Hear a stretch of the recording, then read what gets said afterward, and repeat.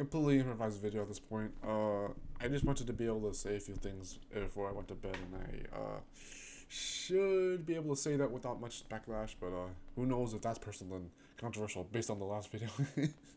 More personal than controversial. But that's the only other side of it. I needed to improvise this. I really wanted to be able to make a video where I could just maybe hopefully not as big as the other videos I'm holding on hostage apparently. Trying to see if I can get on this consistency going again. Made an amends about sort of like how I wouldn't have to be consistent or quality either way, but the whole point was to pick one of those things. So, oops. But this is improvised. I don't even care if I don't edit my silences. I there's a whole 7 minutes 20 seconds of video of me just saying that reacting to someone else's video. So, which is not even technically a reaction. It's just me saying there, like listening to it without you guys hearing what it is and giving me the reference in the end card or the mid card, but only if you actually clicked on it. So, yeah, might be a few silences here and there every once in a while in this video. So I'm not gonna apologize for that right away, but I will be sorry if you don't get the value that you may deserve from this. But I think the first worthy notable thing is that I should be approaching what I think is day 2 of nofap once more. It's been a pleasure. I didn't want to just say that every single time I reset, but certainly when I even say day 0 1, it's something worthy of my attention. So, you know, and of course all-star mode or senior attention in particular or celibacy, whatever you call it, they're not even like they do have their for before unbeknownst to me, I would have immeasurable benefits from those things, and I wouldn't even know what they are because obviously I don't even know what nofap is like. So I've been trying for years, so you know what succeeding on streaks as per the lifestyle would be like. But you know, I can base this video on this list. I can base it on what I wrote from before between the podcast that he does nowadays and the videos he left behind. Uh, Life Gains with Greg. He basically gave this little this tip I wrote down was based on one of his videos. Only make videos about topics I'm passionate about. Don't worry about being perfect. Practice good habits and surround yourself with positive people. Now, one of these is kind of off center because he does have an advice that someone tried to debunk, not directly, but like the idea of your beliefs affecting your actions, thoughts, and results and all that. And someone had the counterpoint, not directly, but like they had the counterpoint that your actions and behaviors can actually directly affect your beliefs and thoughts backwards. You work backwards. In the creative way, he said that you work backwards. Other person said that you work backwards and you trail it back down the line so that you know that if you impact your life that way, then it will be more effective than the other way around. And I agree with that too, but it's like, and the thing with that is I am on the fence only because I know that I want to still be indecisive for good reason. There are some good things to even contrariness. I don't even want to have to say that because knowing what some of my audience is, you know, just gonna put that out there. But it's like, you know, I want to be that indecisive because I know that there is truth to what Greg is saying. Is that you don't. I can link them to both of them, the young Avell and like with Greg, but young Avell had the counterpoint, an indirect one, that you should really have a better attitude regardless of your behaviors, but your behaviors ultimately will, in a way, affect what you think about too. So you know, I would rather go with that strategy for now. That your behavior would affect how you think and your outlook on things, I guess, perspective or whatever. And I was the kind of guy who kept saying that. I always kept saying that perspective over experience because of my own ideals, and you may see in tidbits on my other videos, even just mentioning that stuff, like experiences between the instances, all that. I would rather say repeat things over and over in certain videos in the future, knowing that they could very well be reboots of those ideals, better or worse, or interchangeable, and working on each other, etc. I don't think that this video is useless. I don't think that any of my videos are useless. Not even the ones from 2011. They're just like to honestly honor the 10-year anniversary. I could just keep making these not so much quality promising, consistency bashing kind of videos, but just just videos that really show that I'm trying new things over and over, and that's why I take with the sacrifice of making videos like the the short videos I kept trimming over and over, especially for claymations. Claymations not even being trimmed; they're just the most footage I can get out of them, and they look trimmed. But if I really trim my claymations, that would be really brutal.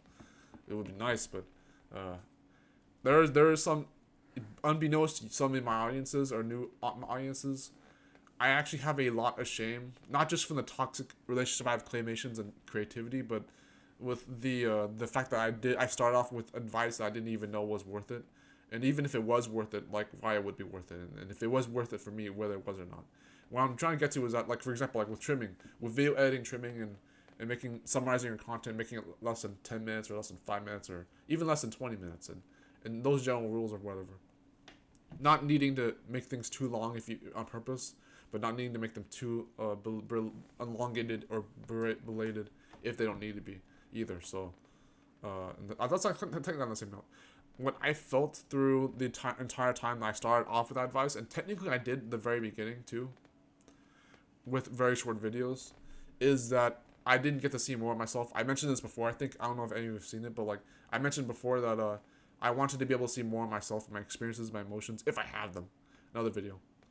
Uh, um, I wanted to be able to see more of myself and my experiences, my timeline, storytelling, more of who I am. Even if that's not supposed to be revealed to the public, but like I mean that's again another video. So it's just, you know, seeing more of the person that I could be without the trimming. And even with trimming, you see enough of that in a good chronological order. I admit that, but it's like, I would rather retrograde on that, even flawlessly, if I got to see something else that actually mattered to me, and that would be a win for me anyways. It just, when you've seen long videos like the let's talk about my content 40-minute one and the other live streams that were my very first live streams, like the funny comparison between Twitch and YouTube is that with live streaming, you don't have to worry if you go for a 10-hour or 24-hour stream if you wanted to relax from work or school, or you have a lot of energy.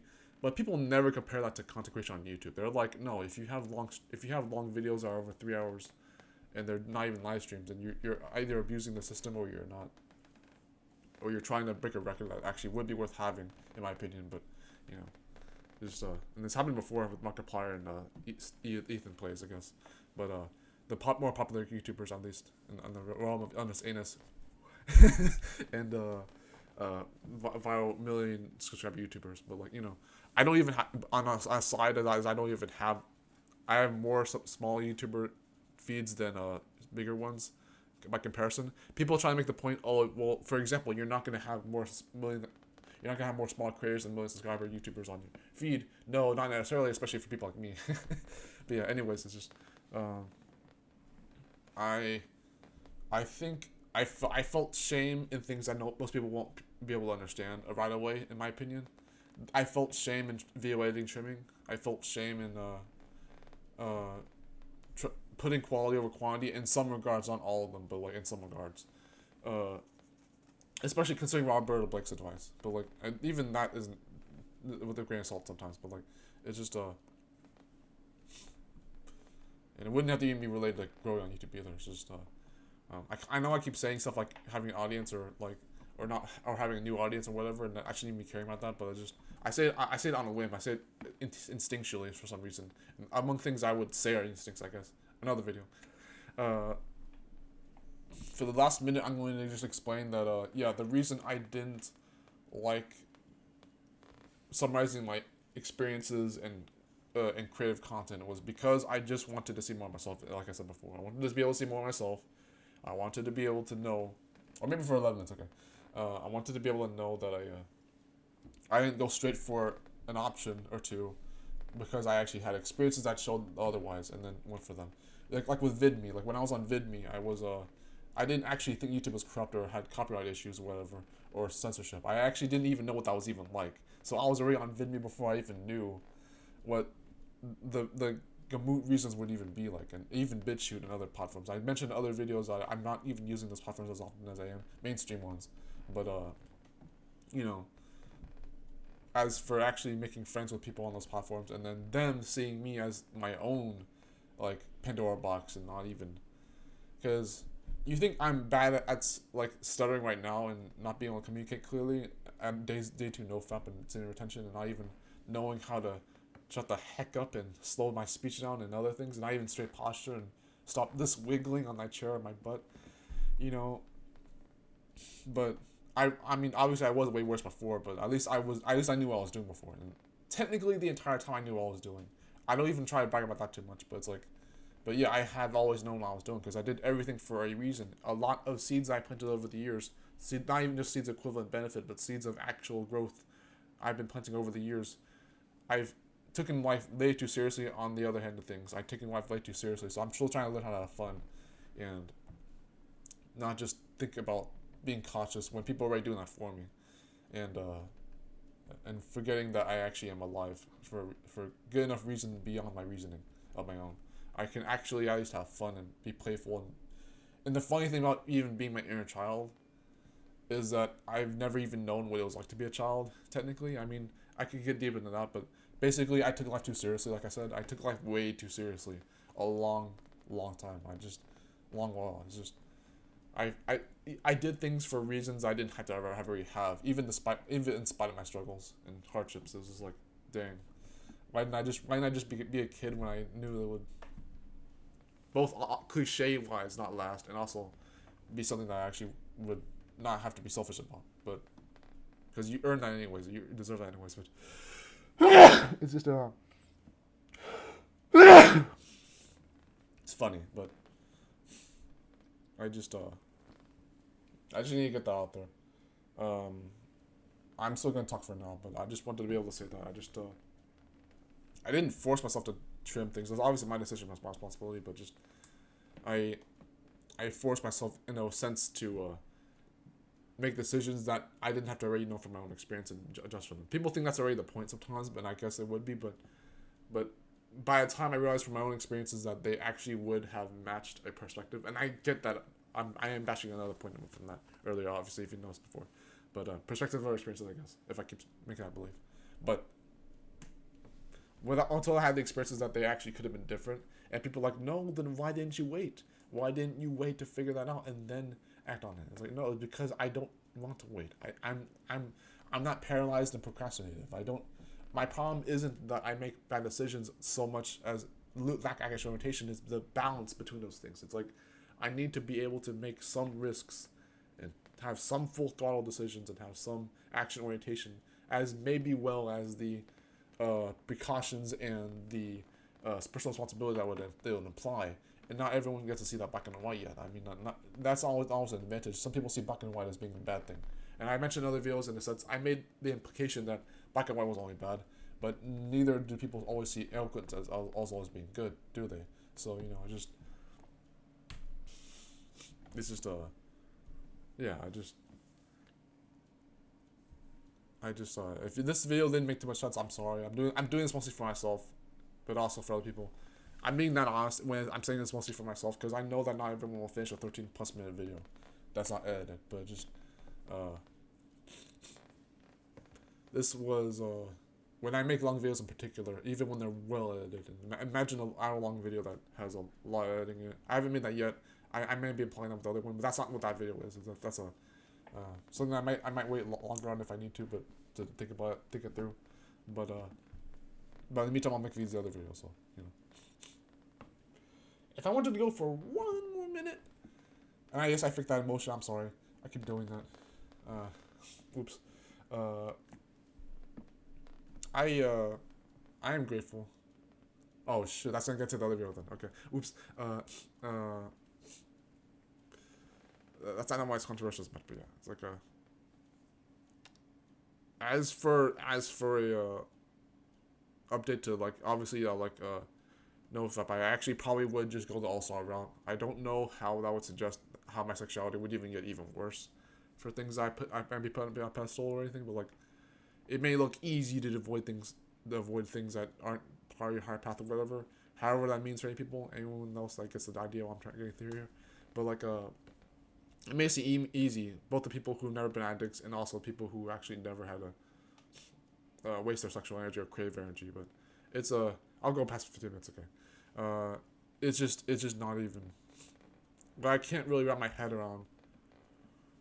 Isn't so much making sacrifices that are worth it. It's like, it's really like seeing, like, between shadow selves, actual selves, ideal selves, like these poverty phenomenon, uh, or anything that can contribute to the past of 10 years. Like the I'm not.